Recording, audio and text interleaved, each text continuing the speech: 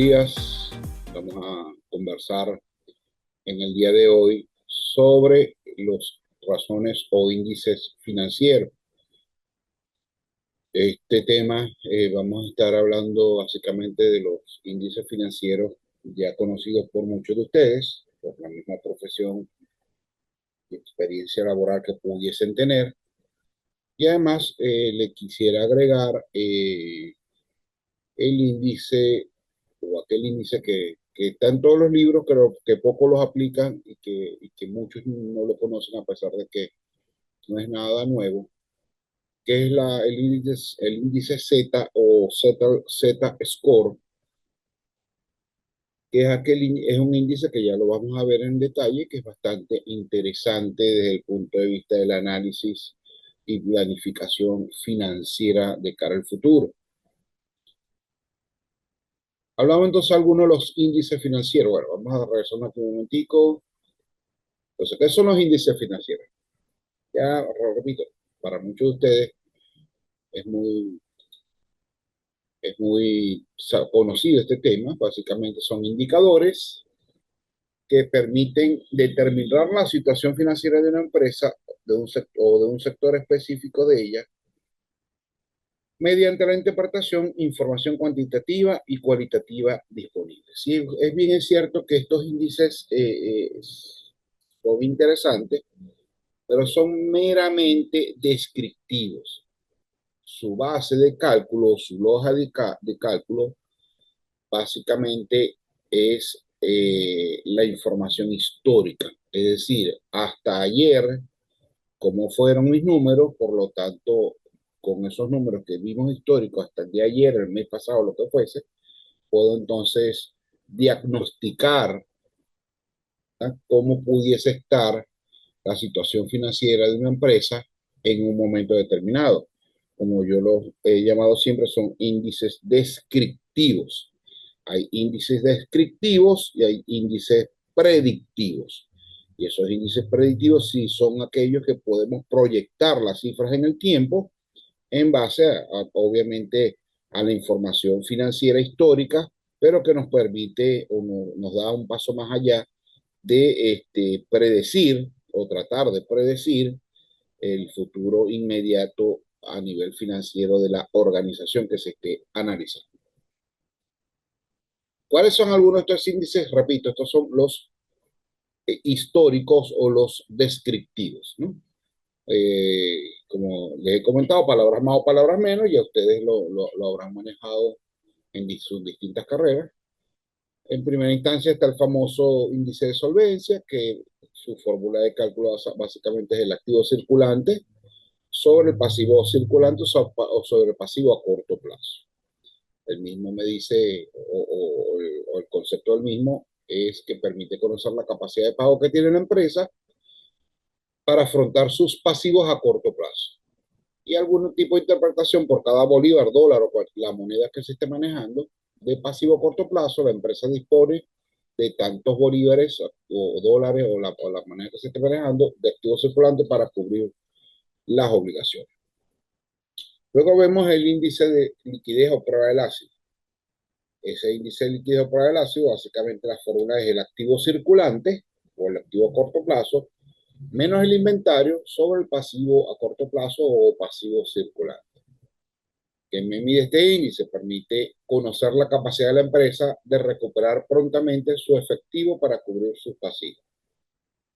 Esta interpretación me dice por cada unidad monetaria de pasivo a corto plazo, la empresa dispone de tantas unidades monetarias de activo circulante. Luego vemos el índice de liquidez inmediato o lo que se llama también la prueba del superácido, ¿okay?, con un nombre bastante peculiar. Habría que investigar un poquito por qué la llamamos así, o por qué relacionar los términos financieros con términos químicos, netamente hablando, de dónde viene esa similitud. Pero básicamente la prueba de liquidez inmediata, como me gusta mejor llamarlo, es el efectivo. El efectivo que hay en el momento específico en el activo circulante sobre el pasivo a corto plazo. Básicamente me permite conocer con cuánto de efectivo se dispone para hacer frente a las obligaciones de corto plazo. ¿Ok? Y me dice, por cada unidad monetaria pasiva a corto plazo, la empresa dispone de tantas unidades monetarias de efectivo para cubrir las obligaciones.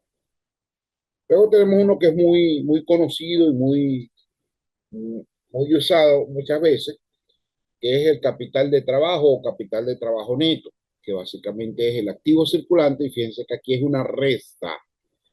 El activo circulante menos el pasivo circulante, o el pasivo a corto plazo, como lo quieran llamar. ¿Ok? ¿Y qué significa este activo pasivo, este capital de trabajo neto? Es la parte del activo circulante que aún quedaría si se cancelaron los pasivos a corto plazo. Es decir, es un índice que debe darme positivo para saber que tenemos capital de trabajo suficiente para cubrir las obligaciones de la cotidianidad propia de la organización. ¿Okay? Si me da negativo, obviamente tenemos o significaría que la empresa no tiene capacidad de pago para cubrir las obligaciones a corto plazo o propias de la organización. Luego vemos una serie de índices que son las rentabilidades. Las rentabilidades se van a sacar básicamente con la misma fórmula y atendiendo a la rentabilidad o como quiera medir yo la rentabilidad, va a cambiar. Si quiero medir la utilidad sobre las ventas o la rentabilidad sobre las ventas, básicamente es la utilidad neta sobre las ventas. Pero si lo quiero medir sobre los activos que tengo, es la utilidad neta sobre el activo. Si lo quiero medir sobre el capital que tengo, es utilidad neta sobre el capital. Las tres, se pueden ver en la lámina, se multiplican por 100 porque se tiene que llevar a términos porcentuales. ¿Ok? Tanto por ciento, me gané tanto por ciento desde el punto de vista de las ventas, desde el punto de vista del activo, desde el punto de vista del capital. Luego tenemos básicamente las rotaciones, la rotación del activo total, que aquí sí varía un poco. El activo total me dice es las ventas netas o el ingreso total, como lo queramos llamar, sobre el activo total. ¿Y qué me refleja ese activo? Me dice refleja la eficiencia con la que se están utilizando los activos de la empresa para generar las ventas. Luego vemos la rotación del inventario. Es cuando tenemos costo de venta sobre el inventario y me dice, indica el número de veces que se realiza el inventario en un ciclo de operaciones, ¿no? Entonces, básicamente dice el número de veces que la empresa vende el inventario. Es lo ideal, obviamente no, esto no es absoluto lo que voy a decir, pero se me puede ocurrir, no lo he buscado en ningún libro, sencillamente considero yo ahorita la apreciación, es que lo ideal fuese de 12, ¿no? ¿Cuántas veces rota el inventario? 12. ¿Por qué 12? Porque serían 12 veces al año, o sea, mensualmente se está rotando el inventario, los 12 meses del año, y está en constante movimiento de la empresa, significa que está vendiendo y necesita comprar inventario y todo el año comercial lo está haciendo, pudiéramos llevar. Difícil es cuando se compra inventario solamente una vez al año o dos veces al año, significa que ese inventario pasa mucho tiempo eh, estancado en los galpones o en el almacén para que sea vendido, por lo tanto debe mermar la capacidad financiera de la empresa. Luego hablamos del plazo de promedio de inventario, ya entonces básicamente es el mismo rotación del inventario, pero llevado a días. ¿Okay? Básicamente es el inventario sobre el costo de venta por 360 días, que son los días que financieramente se toman para cualquier cálculo en finanzas. ¿Okay? Entonces ese inventario entre costo de venta por 360 días me va a dar 30 días, 40 días, 50 días, 60 días, ¿okay? Que debería ser en concordancia con la rotación del inventario. Es decir, que si mi la rotación del inventario me da 4, aquí entonces el plazo promedio de inventario cuando lo llevo a días serían 4 veces al año, sean trimestrales, serían 90 días, ¿no? Okay, cada 90 días sería el plazo promedio de inventario. Debe dar en concordancia con la rotación del inventario. Luego hablamos de la rotación de cuentas por cobrar. Me dice que es igual a las ventas sobre las cuentas por cobrar. Y me dice que indica el número de veces que se recuperan las cuentas por cobrar en un ciclo normal de operaciones. Y este a su vez me va a indicar también cuántas veces en el año se hacen efectivas las cuentas por cobrar. Lo ideal es que se cobre 12 veces al año, o sea, todos los meses, ¿ok? ¿Por qué? Porque si no estamos cobrando todos los meses, también podemos entrar a un desequilibrio financiero en la organización. Igualmente, como en el caso anterior,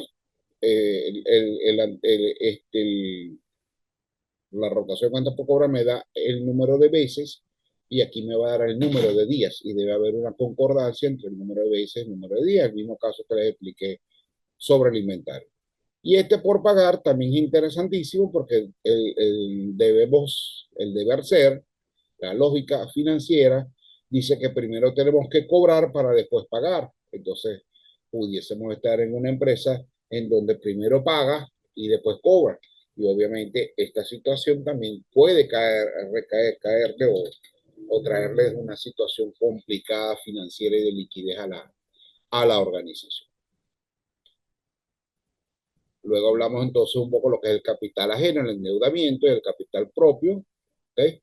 Y el capital ajeno me dice es el pasivo total sobre el activo total por 100. Y el capital propio dice que es el capital activo sobre capital contable sobre el activo total. ¿Okay? El primero, el endeudamiento, es el porcentaje de mi patrimonio que está endeudado. El segundo, mi endeudamiento, es el porcentaje del patrimonio que es propio. La suma de ambos debe indicar 100%. Es decir, me puede dar un endeudamiento al 60% por un capital propio del 40%. O me puede dar un endeudamiento del 20% por un capital propio del 80%. ¿Okay? Estos dos índices siempre se solapan uno con otro y deben sumarla ambos, la suma de los dos, debe sumar el 100%. ¿Okay? Aquí un cuadro donde me da ciertos parámetros, que esto no es absoluto, puede variar de acuerdo a las características del sector industrial que estemos analizando o las características propias de la empresa, pero me dice que la solvencia debe ser una relación 2:1, la liquidez 1:1, capital de trabajo debería ser positivo, el endeudamiento pudiera ser 40% o menos, el capital propio debería ser 60% o más. Las políticas, la rotación de cuentas por cobrar va a estar de la mano atendiendo las políticas de crédito de la compañía. Las de cuentas por pagar también va a estar de la mano atendiendo los plazos de pago que nos den nuestros proveedores. Y la rentabilidad sobre el activo va a estar en comparaciones con ejercicios anteriores o con empresas del ramo o similares. Dicho eso, vamos a hablar entonces, a ver, de esto, ¿no? El modelo Z. El modelo Z básicamente no lo voy a leer todo, les voy a suministrar un link donde pueden verlo al detalle, para básicamente es un modelo lineal, el cual se le da una ponderación a ciertas razones financieras para maximizar el poder de la predicción del modelo y al mismo tiempo apegarse a ciertos supuestos estadísticos. ¿Okay? El modelo, básicamente, una de las versiones, porque hay distintas versiones, va a ser este, donde tenemos esta fórmula, donde Z igual, los números que están aquí son una constante, que es producto del modelo que hizo el profesor Altman en este estudio, en esta propuesta financiera. Entonces, estos números 6.56, 3.26, 6.72 y 1.05 lo vamos a tomar como una constante en este modelo. ¿Okay? Estos modelos, repito, este modelo tiene dos o tres variantes. Yo le voy a dar esto, vamos a utilizar esta, ¿no? Es la que para mí es la más aceptable, pero sin embargo las otras no es que no sean correctas, obviamente son correctas, pero digamos que a mí me inclino más por esta. Entonces, el X1, el X2, el X3 y el X4 si son variables que vamos a calcular. Y fíjense cómo lo vamos a calcular. El X1, el capital de trabajo entre el activo total. Son denominaciones que acabamos de ver en los ratios financieros que acabamos de explicar. El capital de trabajo entre el activo total es X1. X2, ¿qué es? Utilidades retenidas acumuladas entre el activo total. También lo vemos en la información financiera de balance general, estado de ganancia y pérdida o situación patrimonial de la empresa. El X3 son utilidades antes de intereses e impuestos entre el activo total y el X4 me da capital contable entre el pasivo total. Veamos un ejemplo. Okay. Ah, bueno. Aquí el ejemplo, a ver, está por aquí. Bueno. Básicamente, ¿qué me va a traducir este ejemplo? este modelo. Esta ecuación que tenemos aquí me va a dar un número.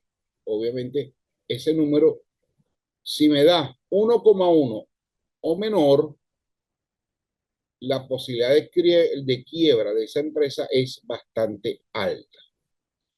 Si ese número de esa ecuación me da 1,2 a 2,6, estamos como una especie de semáforo, estamos en amarillo, tenemos que estar con precaución porque pudiera caer en una situación de insolvencia esta compañía o esta empresa.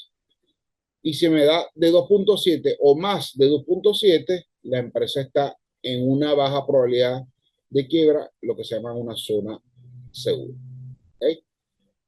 Dicho eso, le voy a quedar debiendo el ejemplo en esta presentación, pues sin embargo, en la información que les estaré enviando, lo pueden sacar tranquilamente. ¿No? Fíjate que aquí me dice, Edward Altman empleó el análisis discriminativo múltiple utilizando 4 razones financieras, ¿okay? Que son las que miden de manera más efectiva la salud financiera de una empresa en los mercados emergentes.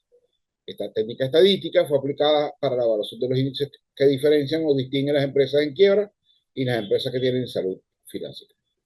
Entonces, con esta explicación, les estoy dejando un caso de estudio para que ustedes lo analicen y lo entreguen en los próximos días. Que pasen entonces un feliz día.